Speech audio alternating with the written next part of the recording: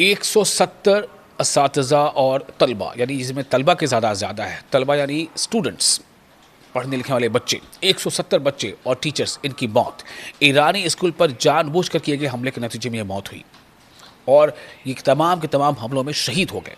ये हमला किसने किया? ये अमेरिका और इसराइल ने हमला किया। वही इसराइल, वही नेतन्याहू जो बार बार ये कहते हैं कि ईरान जो है वो सिविलियन एरियाज़ पे हमले करता है, जबकि ईरान में स्कूलों पर हमला करने वाला ये अमेरिका और ये इसराइल है। और स्कूल भी कैसा? बच्चियों का स्कूल, एलिमेंट्री लेवल की बच्चों का स्कूल, जिसमें मैक्सिमम जो एज है वो 12-13 साल की बच्चियाँ वहाँ पढ़ती, ज़्यादा से ज़्यादा उम्र की, उससे कम उम्र की बच्चियाँ पढ़ती थी। इनमें से 170 से ज़्यादा की मौत हो चुकी है, जो ताज़ा आंकड़े हैं। और एक रोज़ कबल का जो नज़ारा था, उसको जिस किसी ने भी देखा, पूरी दुनिया में लोग लरज़ उठे, उनकी आंखें नम हो गई, क्योंकि उन 170 बच्चियों के लिए जो वहाँ पर ग्रेवयार्ड तैयार किया गया था और जो जिस तरह से उनको जब ले जाते वक्त उनका जो प्रोसेशन निकला था, उसमें काफ़ी बड़ी तादाद में लोग थे। ईरान के वज़ीर तालीम ने, जिनका नाम है अली रज़ा काज़ेमी, उन्होंने मंगल को ऐलान किया कि अमेरिका और इसराइल के हमलों में 170 तलबा यानी स्टूडेंट्स और टीचर्स शहीद हो गए हैं। इन हमलों से मुल्क भर में तकरीबन 20 स्कूलों और तालीमी मराकज़ को नुकसान पहुंचा।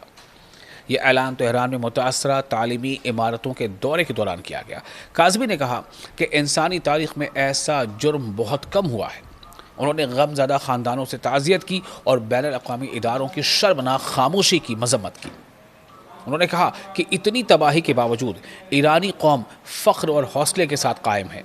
उनका कहना था कि मुल्क काबिज़ सेहोनी हुकूमत और अमेरिका की मुजरिमाना कार्रवाइयों के ख़िलाफ़ अपनी पूरी ताकत से दिफा करेगा, अपनी पूरी ताकत से डिफेंड करेगा। सबसे हौलनाक वाक़या हफ्ता 28 फरवरी की सुबह जनूबी ईरान के शहर मीनाब के, जनूबी ईरान यानी सदर्न ईरान के शहर मीनाब के शजरा तैयबा स्कूल में पेश आया। ईरानी हुक्काम के मुताबिक मीनाब हमले में हलाकतों की तादाद 168 या 70 तक पहुंच गई है, जिनमें ज़्यादातर 7 से 12 साल की बच्चियां शामिल थीं। कम से कम 95 अफराद ज़ख्मी भी हुए हैं। कई मीडिया रिपोर्ट्स ने इस बात का कि तहकीक के मुताबिक जो बातें सामने लाई हैं, जो रिपोर्ट की हैं, उस वाक़े में स्कूल को मुमकिना तौर पर जानबूझकर निशाना बनाया गया। क्योंकि अगर आपको यह लगता है कि आप प्रेसिशन अटैक के माहिर हैं, आप उस जगह पर हमला कर सकते हैं जहाँ पर जो आपका टारगेट है, तो फिर स्कूल पर हमला गलती से कैसे हो गया? ये बहुत बड़ा सवाल है। ये हमला जानबूझकर किया गया हमला है, जानबूझकर एक ऐसे स्कूल पर हमला किया गया जहाँ पर छोटी उम्र की बच्चियाँ पढ़ती थी। ये ईरान का कहना है कि यह हमला जानबूझकर किया गया है। इंसानी हुकूक़ के कारकुनों का कहना है कि मीनाब का सानहा कोई अकेला वाक़या नहीं है, बल्कि कई दहाइयों से अमेरिका और इसराइल की जानिब से शहरी इलाकों पर हमलों के एक तसलसल का ये हिस्सा है, यह उनकी स्ट्रैटेजी है, बच्चों को निशाना बनाना। 1970 में मिस्र में इसराइली फैंटम तैयारों ने एक प्राइमरी स्कूल पर बमबारी की, जिसमें 46 बच्चे हलाक हुए थे।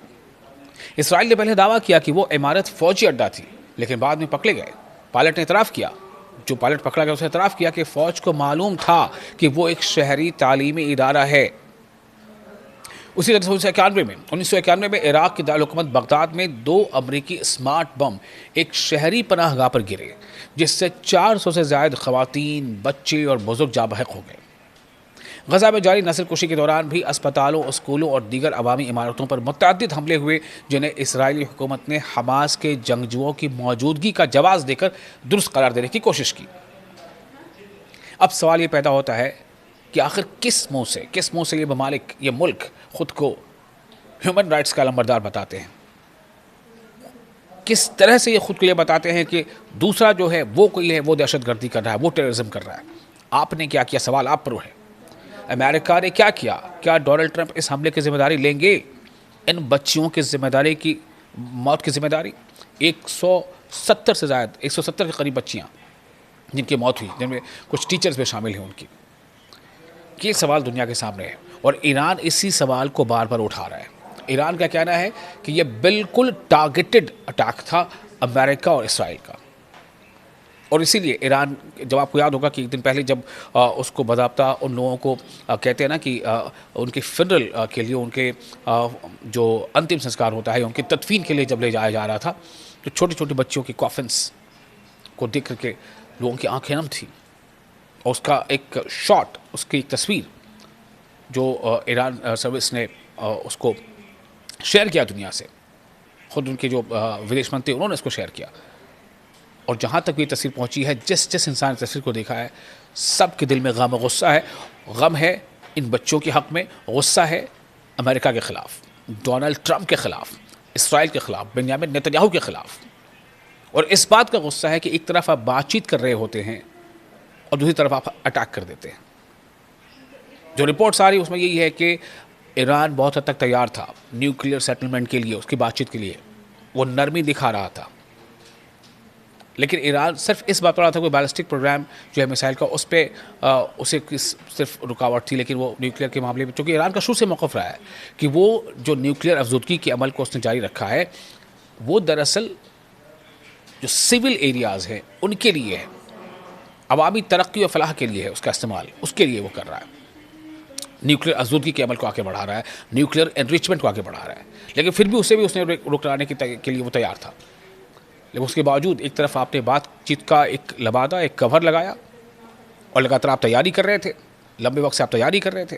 जो कि पिछले जब 2025 में 12 दिनों की जंग हुई थी, तो उस जंग में दुनिया को और ख़ासतौर से इसराइल को यह अंदाज़ा नहीं था कि ईरान के पास इतनी जो है ज़बरदस्त ताकत है और ईरान के मिसाइल इसराइल के अंदर उसके आयरन को भेद करके वहाँ लोगों को की जान ले सकते हैं और वहाँ पर नुकसान पहुँचा सकते हैं।